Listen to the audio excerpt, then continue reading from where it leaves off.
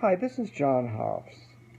I'd like to talk for a few minutes about the new expressions that have been popping up into our culture on a regular basis. I have three in mind. One is deep diving or diving deep.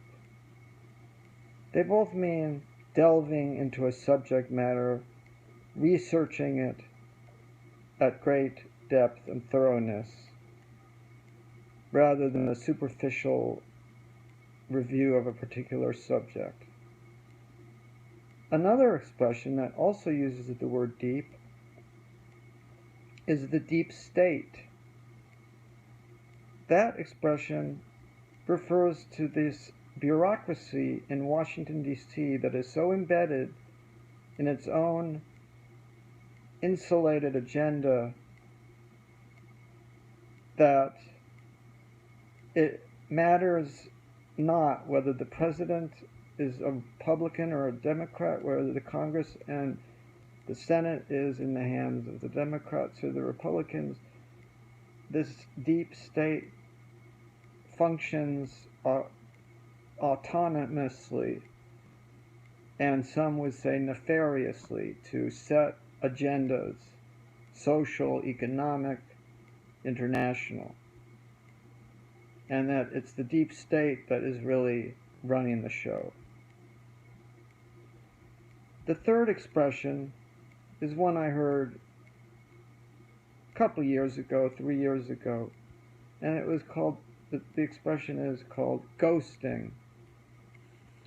And this refers to cutting off all communication with a friend or a loved one or a family member or a romantic partner, usually a romantic partner, or could be a friend, in which you cease all communication with that person. You make yourself completely unavailable, thus the term ghost. Typically, you will block this person that you are ghosting from your phone. You will perhaps change your phone number so that they have no way of reaching you.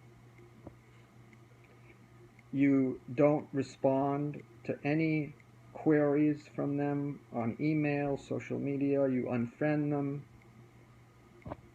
And it sounds like a harsh thing.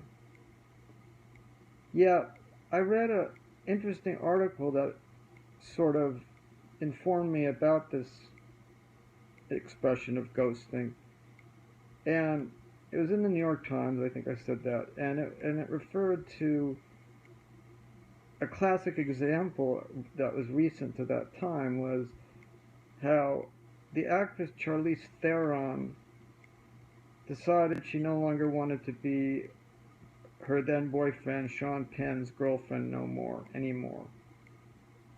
I just had a little southern mangling of grammar when I said no more, when I meant anymore. So apparently she ghosted him in the manner that I just explained, and it was torture for him. It was literal hell, and for the recipient of the ghosting, it is a very painful, I could attest to it from my own life, very painful experience. Yet, there was an alternative view that was in praise of ghosting, and that was that when a person breaks up, we'll use the example of with a romantic partner, ghosting saves this awkward exchange, where the one that's leaving the relationship has to explain to the heartbroken person that's being left behind why they are doing this to them. And humorously, to me, it's talked about how so often the person leaving the relationship will tell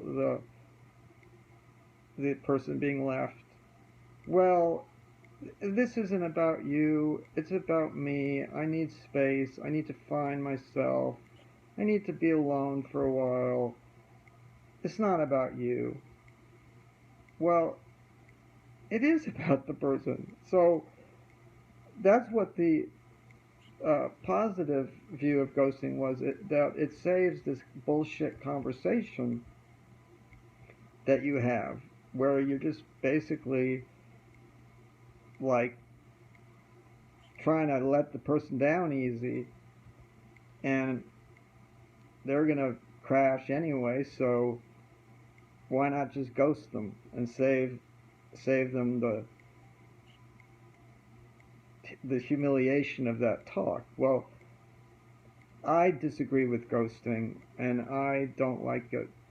I don't like how I've experienced it, and I can't imagine that anybody who's on the receiving end of it could like it. So that's my opinion, my thoughts for the day.